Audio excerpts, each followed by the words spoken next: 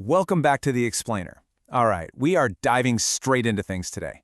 Out of all the incredible imagery we associate with Lord Shiva, the matted hair, the crescent moon, the sacred river, that famous third eye, absolutely nothing is more iconic, or honestly more profound, than the Nataraja, the cosmic dancer. Today we're breaking down one of the most mind-bending concepts in all of Hindu mythology, the Tandava. We're going to explore what this dance actually is, why Shiva performs it, and what it means for the woman who loves him, the woman living right alongside this ultimate force of creation and destruction. To really wrap our heads around this, I want you to imagine a stillness. And I'm not just talking about a nice, peaceful meditation. I mean a profound, heavy, almost electric stillness. A quiet so deep and all-encompassing that it's literally a warning sign for the impending movement of creation itself. It begs the question, what actually happens when the universe's ultimate power prepares to move? Section 1. The calm before creation.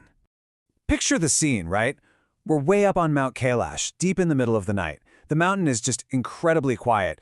Ganesha is fast asleep. Kartikeya is away handling his duties. The Gana? Entirely still. Parvati is sitting by a fire, weaving a garland, but she just can't help her eyes constantly darting over to Shiva. See, for 3 days, Shiva has been in this very particular, almost unnatural kind of stillness, and Parvati senses immediately that this isn't his usual peaceful meditation. This is different. It's a unique sensory deprivation. It's that tense, heavy quiet right before a massive, explosive, cosmic event. He's about to dance. So she looks over at Nandi, Shiva's most devoted follower, and asks, very quietly, "Should I be concerned?" And Nandi responds with this absolutely brilliant truth. He says, "For the universe? Perhaps slightly. For yourself? Never. He always comes back to you." And wow, doesn't that just completely set the stakes for us? There is this immense, almost incomprehensible danger for the universe itself when this power gets unleashed. Yet at the exact same time, there's absolute security in the unbreakable bond between Shiva and Parvati. Section 2. Shiva's cosmic dance. Suddenly, that anticipation shatters. Shiva rises. He begins to move, and this is the Tandava. Now, it's absolutely crucial to understand that when Shiva dances, he's not putting on some performance for an audience. This is the literal dance of creation, preservation, and dissolution. It acts as the actual heartbeat of existence. When he moves, the universe moves right along with him. It's the essential pulse keeping the entire cosmos from either collapsing into dead stillness or exploding into total chaos. And get this, the dance isn't just one single monolithic rhythm. There are actually multiple forms of the Tandava, and each one balances a very distinct cosmic force. First, you have the Ananda Tandava, which is the dance of pure bliss. Then there's the Rudra Tandava, which is this fierce, devastating dance of destruction. And there's also the Sandhya Tandava, performed right at twilight. Each of these forms is a precise, necessary recalibration of the universe's energies. During this incredible cosmic event, his form blazes into what we know as the Nataraja. And the symbolism here is just stunning. He's got one foot raised while the other foot is firmly pressing down on the demon of ignorance.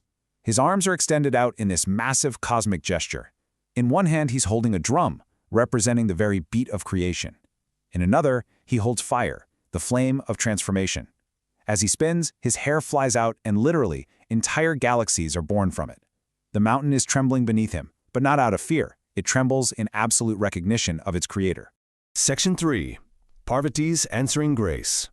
Now, what's really interesting here is that as the Tandava reaches its absolute peak, wild and devastating in its beauty, the entire narrative focus shifts. Parvati is watching this universe-altering power, and she isn't frightened. Not at all. She knows exactly who she chose to love. And then, she begins to dance too. But she doesn't perform the Tandava. No, she performs the Lasya. The Lasya is the graceful, flowing counterpoint to Shiva's fierce movement. It is her vital, completely necessary response to the overwhelming wildness of his dance, representing inward devotion and melody. Think of it like this perfect balancing act, where Shiva's Tandava brings the driving rhythm, Parvati's Lasya brings the melody. Where his is ultimate, unbridled power, hers is profound grace. The Tandava is this massive outward explosion of creation, while the Lasya is a deep movement of inward devotion. These masculine and feminine energies are flawlessly counterbalancing each other. Because you see, one simply cannot exist without the other. It's a package deal. Without the graceful melody of the Lasya, the fierce power of the Tandava would just consume everything in its path. Boom, gone. And without the driving beat of the Tandava, well, the Lasya would have absolutely no rhythm to follow.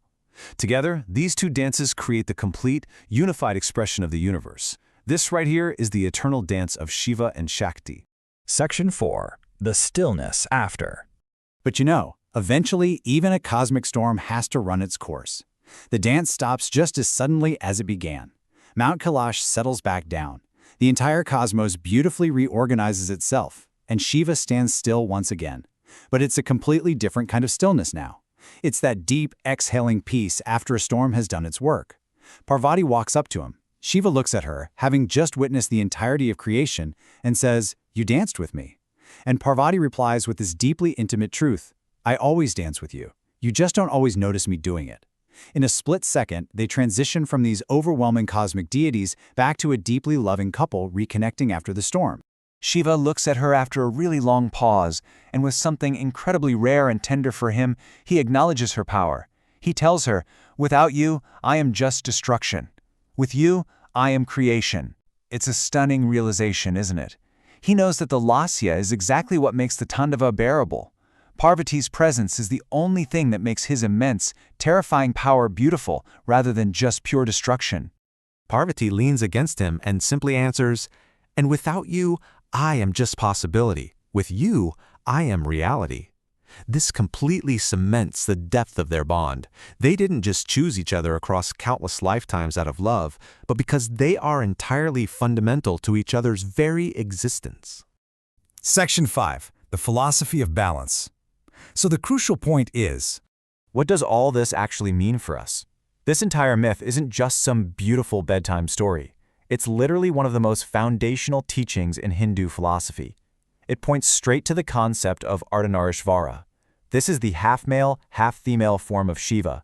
It beautifully represents the divine whole, the inescapable reality that the universe fundamentally requires both cosmic principles, masculine and feminine, power and grace, all contained within one unified entity. Shiva and Parvati are just totally unique in this way. On one hand, yes, they're a devoted couple who sit by the fire on a cold winter evening, who know each other's quiet moods intimately. But on the other hand, they are literally the two essential forces of existence locked in a constant, eternal conversation. When they argue, they aren't having petty domestic squabbles. It is deeply philosophical. Their partnership is an absolute, non-negotiable cosmic necessity for reality to even function. And honestly, the most mind-blowing part of all of this, the dance hasn't actually stopped. The Tandava continues today. You can see it happening right now in the constant expansion of our universe. You can feel it in the steady beat of every single human heart. You can witness it in the turning cycle of every season. That rhythmic pulse of creation is alive right now, with the Lasya always present alongside it, grace forever answering power.